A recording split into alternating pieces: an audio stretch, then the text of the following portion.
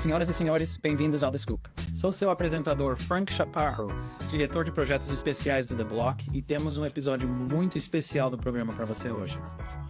Parece que você esteve no programa Monica Long, porque tivemos a calorosa sessão de conferência em Paris há mais de um ano, mas você não. Esta é a primeira vez que você se junta a nós, obviamente, presidente da Ripple. Muito obrigado por dedicar seu tempo. Obrigado, Frank. Estou honrado em ser um convidado do Furo. É a primeira vez no seu programa. Mas sim, nos divertimos muito em Paris. Foi há cerca de um ano, o que parecia, você sabe, ontem. Eu sei. Bem, teremos que colocar em dia tudo o que aconteceu desde então. Ótimo. Vamos começar apenas com uma pergunta básica, com a qual às vezes começa um programa. Como é o negócio? Está indo muito bem. Então sim, vamos ver. Desde a última vez que conversamos, você sabe, muita coisa aconteceu.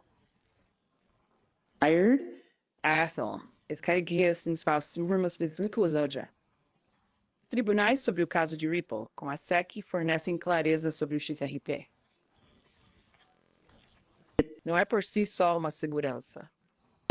Nossos casos de uso de XRP em pagamentos criaram muita clareza sobre como impulsionar os negócios no desafio de uma forma que o governo abençoasse.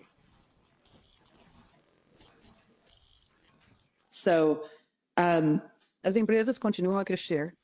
Nosso foco em pagamentos agora se expandiu. Então, acho que quando conversamos pela última vez, ainda estávamos focados principalmente no atendimento de pagamentos transfronteiriços. Quando começamos a atender esse caso de uso, tivemos que construir alguma infraestrutura para fazê-lo funcionar, ou seja, conectividade entre blockchains e bobinas financeiras tradicionais, como sistemas de pagamento em cada país, para que possamos oferecer suporte à conectividade para pagamentos em mais de 80 mercados. Agora, bem como a custódia como outro componente-chave da infraestrutura que adquirimos através da aquisição da empresa Medeco no ano passado, no seu aniversário de um ano.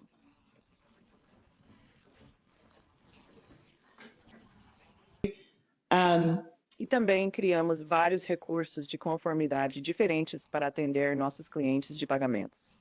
Então, como vão os negócios hoje? É o negócio de pagamentos que cresce.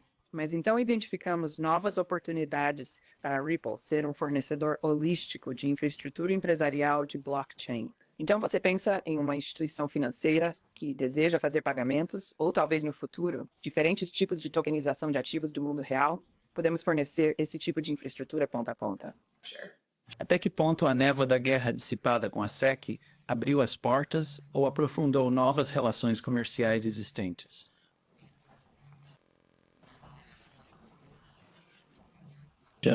É uma ótima pergunta. A clareza em torno do XRP especificamente tem sido muito útil, muito útil.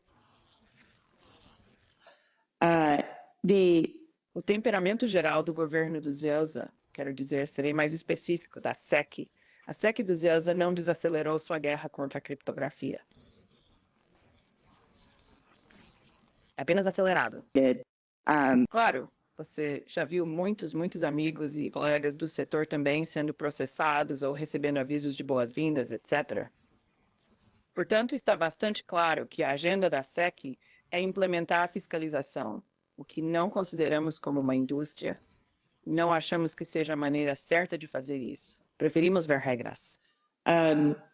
Então, eu diria que, junto com coisas como as regras contábeis, o SOB 121, isso meio que acalma os bulls, que se envolvem com formas de negócios de ativos digitais e assumem novos tipos de ofertas de criptografia.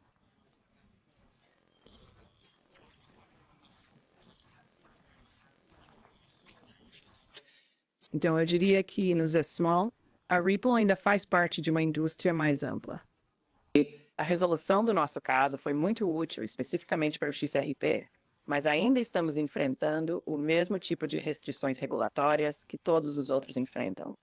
Eu sei para quem talvez esteja familiarizado com XRP ou com licença, Ripple é uma espécie de, você sabe, arena de negócios, certo? Como você delinearia essas linhas de negócios? E então podemos chegar até que ponto? Alguma forma de clareza regulatória ou um XRP facilita algum crescimento e talvez possamos entrar em alguns outros ventos favoráveis e contrários. Ok, sim, não, obrigado por isso, Frank.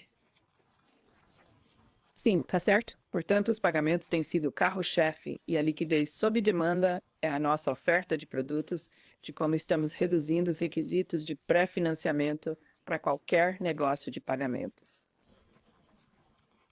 Qualquer provedor de serviços de pagamento que forneça pagamentos transfronteiriços pode usar este produto para torná-lo mais eficiente, mais transparente, confiável e também mais barato, como mais econômico para atender esses tipos de pagamentos.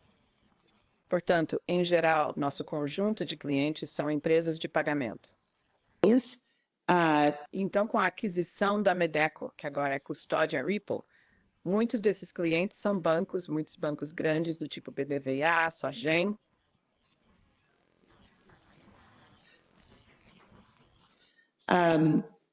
E o terceiro conjunto, eles não são clientes porque não lhes vendemos serviços, mas os tipos de público ou parceiros com os quais nos envolvemos são desenvolvedores, desenvolvedores de criptografia. Então é aqui que está o trabalho que fazemos por meio do Ripple Chicks, que tem como objetivo continuar a adicionar novas inovações ao XRP Ledger e criar programas para desenvolvedores e suporte ao desenvolvedor e diferentes programas DevHel para ajudar os desenvolvedores, você sabe, a ver seus projetos em livro razão XRP. Então essas são nossas três categorias principais.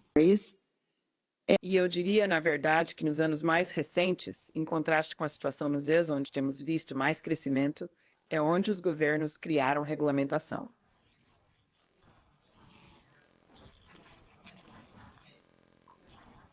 Então, em lugares como a Europa, MiCA tem sido um tremendo ponto de viragem. Lugares como Singapura, com o MAS apresentando a licença MTI, deixa bem claro qual licenciamento você precisa para obter o negócio de token de ativos digitais, por qual adquirimos essa licença.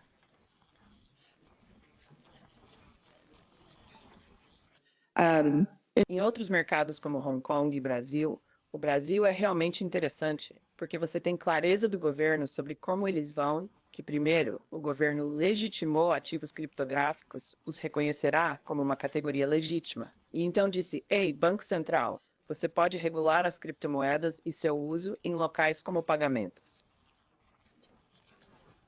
E então a CVM, que é a SEC no Brasil, como se você fosse regular os casos de uso do mercado de capitais. Então vimos parcerias público-privadas realmente positivas. E eles convidaram a indústria a comentar algumas ideias sobre regulamentação. Então, na verdade, o que eu diria é que tivemos favoráveis. Vimos mais surtos de crescimento, ou em lugares como a Ásia, o Oriente Médio, os Emirados Árabes Unidos, Dubai tem sido outro conjunto de reguladores que está liderando o caminho, a Europa e o Brasil. Acompanhe-nos no negócio de pagamentos. Que tipo de clientes existem e como estão crescendo? Sim, até o momento já processamos mais de 60 bilhões em pagamentos. Grande parte da atração ocorreu fora dos Zelza por todos os motivos que acabamos de falar. Quais são os corredores populares? Corredores populares, muitos fluxos. Assim, na Ásia-Pacífico, como Singapura, Europa, Austrália, ainda há muita procura impulsionada pelo dólar americano. E a nossa decisão de lançar uma moeda estável do dólar americano, mais especificamente este ano.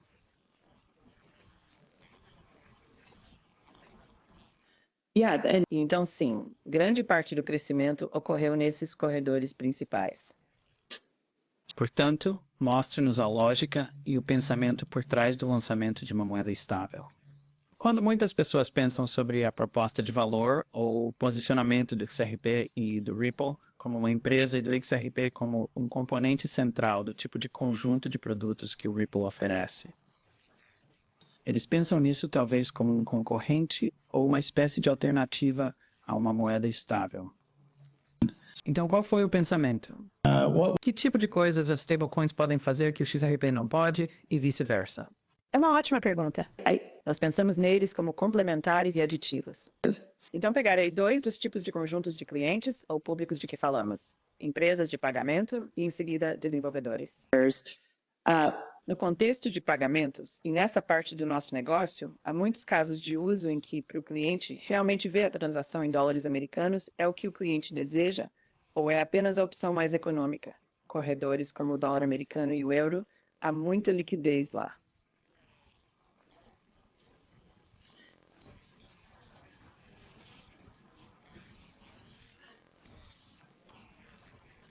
Você realmente não precisa de um ativo ponte como o XRP. Esses foram os inventores do livro Razão, do jeito que sempre falaram. E quando penso nos primeiros dias do Ripple, o que sempre falamos foi o caso de uso de uma criptomoeda neutra como um ativo ponte. Então, como o XRP nesse caso seria para o futuro da internet do valor, há todos os tipos de coisas tokenizadas na cadeia. E você precisa de um ativo como esse para moeda cruzada realmente eficiente ou liquidação de token cruzado. É mais longo cauda. Deixa-me simplificar. É mais a cauda longa de ativos e moedas, onde os custos, quando pensamos no contexto dos pagamentos transfronteiriços, temos diferentes cruzamentos de moedas entre um país da África subsaariana e o Médio Oriente ou a Europa, e a liquidez não é tão ótima.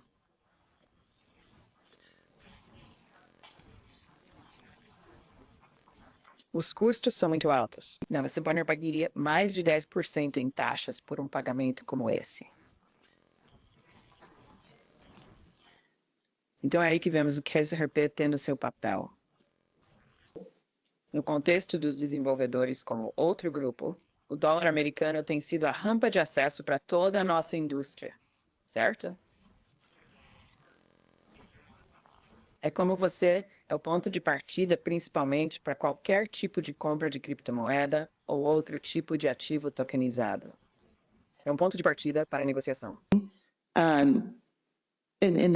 E é aí que dentro do XRP Ledger, e ainda achamos que há muito mais potencial de valorização para o DEX do XRP Ledger, a bolsa descentralizada. É necessário que haja moedas estáveis de alta qualidade disponíveis nessa bolsa, para que ela seja mais útil para todos os tipos de desenvolvedores. Estamos mais focados no DeFi. Então você pensa sobre DeFi. Os estábulos em dólares americanos são o principal ingrediente inicial. Você sabe, obviamente estamos em um momento muito interessante para moedas estáveis. E eu expandiria isso. Eu diria que estamos em um momento interessante para coisas como stablecoins, certo? Porque há muitas coisas que talvez as pessoas chamem de stablecoins que não são ou algum derivado delas. E obviamente ao mesmo tempo, certo? O fornecimento estável de moedas continua aumentando e todos estão visando grupos diferentes e há diferentes casos de uso. Mas no final das contas, há muito dinheiro a ser ganho. Quero dizer, isso é de alguma forma, vocês sabem, vocês podem pegar um pedaço dessa torta. É quase uma céfalo, certo? A impressão da Tether, bem, não imprime nesse sentido, mas está rendendo bilhões de dólares por causa do ambiente de altas taxas de juros em que nos encontramos. Como o Ripple consegue um pedaço disso? É uma torta grande. Que é? A capitalização de mercado dos dólares estáveis no momento é de cerca de 160 bilhões e vai ficar muito maior. Portanto, as projeções que vimos são próximas de 3 trilhões de dólares nos próximos, vocês sabem, 3 a 5 anos. Acho que muito disso será impulsionado pela expansão da adoção institucional do DeFi. Portanto, acho que alguns desses projetos dos quais você está falando são realmente críticos para continuar a construir o impulso com o DeFi institucional. Então, sim, acho que a torta vai ficar cada vez maior. A chave para o sucesso de uma moeda estável é que vou parecer muito capitão óbvio aqui, mas é a estabilidade. Daí a importância de uma aposta 1 para 1 do dólar americano em relação ao dólar tokenizado. E como são administradas as reservas? Pretendemos adquirir uma empresa de custódia padrão no início deste ano. A Standard Custody tem uma licença fiduciária de Nova York muito cobiçada, o que significa que é regulamentada pelo DSS de Nova York. Quando era um regulador altamente respeitado, não apenas no Zecila, mas internacionalmente. E você sabe, existem regras rigorosas sobre como gerenciar as reservas. Então, eu acho que a confiança na moeda estável permanecerá estável, a adesão ao cumprimento, ou desculpe, o cumprimento das regras e regulamentos, ou como diferentes países e regiões tratarão as stablecoins.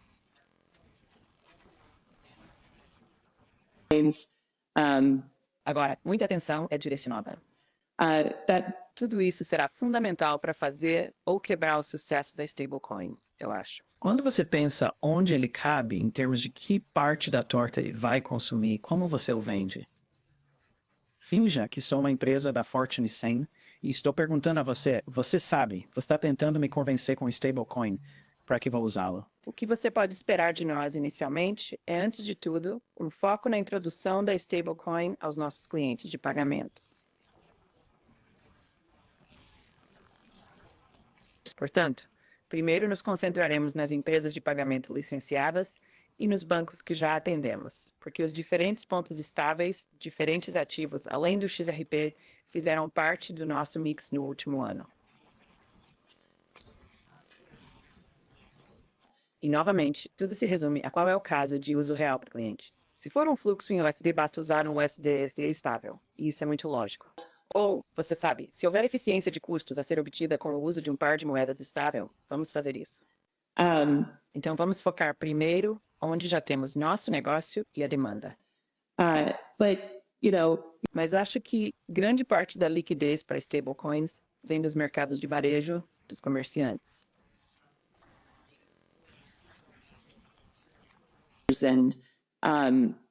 Você mencionou as exchanges como um importante ponto de distribuição. Acho que isso tem sido fundamental para construir liquidez e capitalização de mercado para todas as stablecoins. Então, essa é uma receita testada e comprovada. Você acha que fará parte da sua receita? Sim, acho que criar uma rede de distribuição e pontos de acesso para moedas estáveis será importante. Que outros tipos de iniciativas estão em curso na empresa que são prioritárias para o segundo semestre? Então, sim, o lançamento da stablecoin é certamente uma grande área de foco para nós. Bem, talvez possamos passar um pouco mais de tempo lá. O que você acha de contratar para isso? Quero dizer, como é que isso acontece? Por onde você começa? Como você vai do primeiro ao dia 100 e então chega ao mercado? Sim, muito trabalho e preparativos já estão em andamento há algum tempo. Portanto, nossa equipe de parcerias e desenvolvimento de negócios já trabalhou arduamente em relacionamentos bancários e outras parcerias de distribuição. O trabalho que fazemos para parcerias RippleShix. Parcerias RippleShix significa apenas diferentes desenvolvedores e empresas de criptografia estabelecidas usando XRP Ledger. Então, através dessa rede, já temos algumas, eu diria, parcerias relacionadas ao DeFi que poderiam ser facilmente integradas aqui com a moeda estável.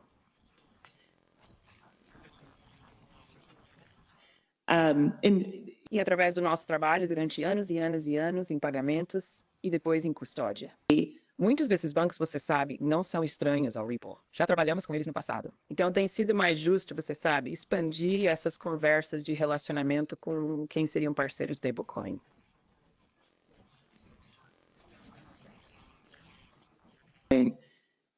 E sim, o trabalho de desenvolvimento está bem encaminhado.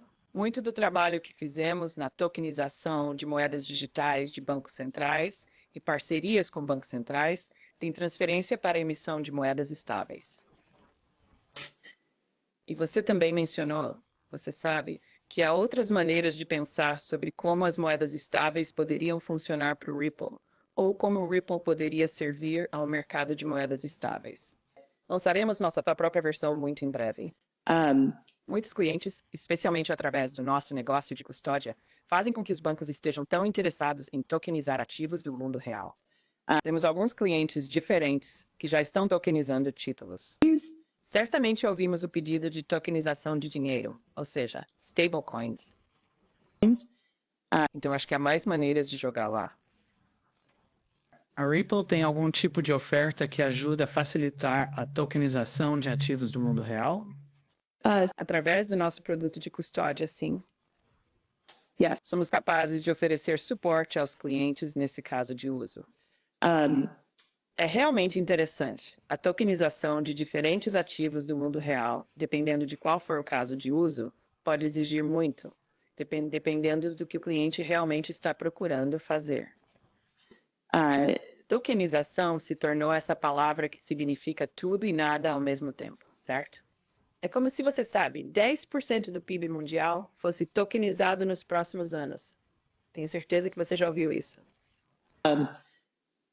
Mas sim, como nós, porque estamos nesta indústria de blockchain, acreditamos que blockchain é uma incrível magia da internet que tornará os sistemas financeiros muito mais eficientes e pode realmente romper com as redes isoladas e as ineficiências associadas a elas para todos os tipos de casos de uso.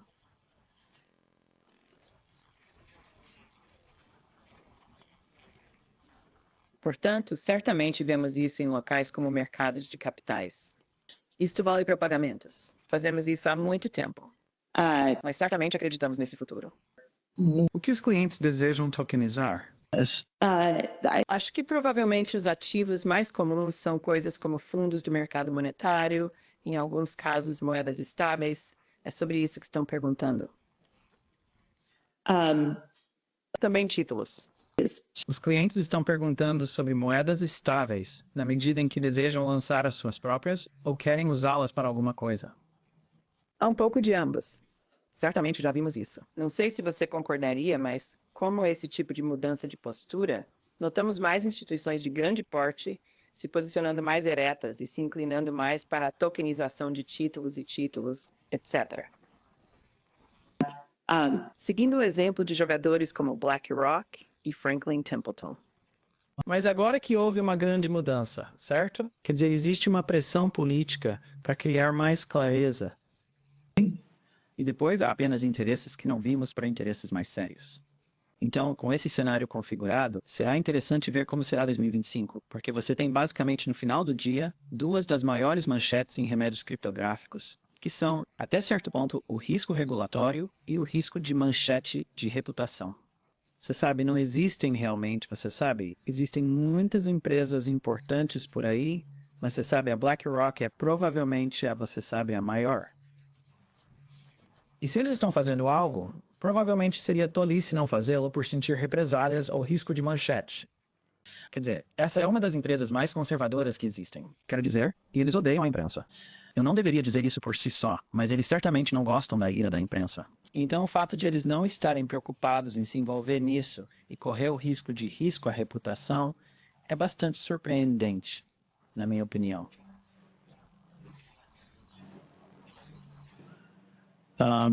Temos entradas de outras empresas, provavelmente sobrepujando-se, pois estão atrasadas. Eu acho que é muito positivo ver nós na BlackRock, sendo o Goldman Sachs, sendo outro, até mesmo no JP Morgan, onde o CEO fazendo grandes declarações sobre, você sabe, o Bitcoin é uma fraude há quantos anos atrás, mas eles são certamente um dos maiores instituições que estão investindo fortemente em inovação neste domínio.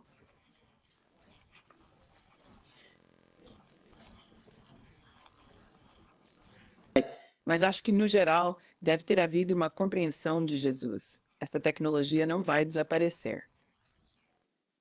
Mesmo que você sabe, Gary Gensler da SEC, esta versão da SEC consiga o que quer, você não pode impor ou mesmo regulamentar a tecnologia. Portanto, a melhor abordagem, a abordagem mais inteligente, é você sabe como podemos descobrir, assim como a internet. Sei que muitas pessoas na indústria traçam esse paralelo, mas como descobrir, como proteger os consumidores e permitir a inovação? E mesmo nos vezes, eu estava dizendo algumas coisas sombrias sobre as perspectivas aqui anteriormente. Então direi isto: os raios de esperança e de sol que vemos. Alguns dos projetos de lei mais recentes que estão sendo lançados, a legislação em torno do FIC 21 e alguns dos projetos de lei de stablecoin que estão sendo tratados são bipartidários. Estamos vendo legisladores de ambos os campos se unindo para compreender e perceber que é muito melhor criarmos algumas regras que sejam sensatas.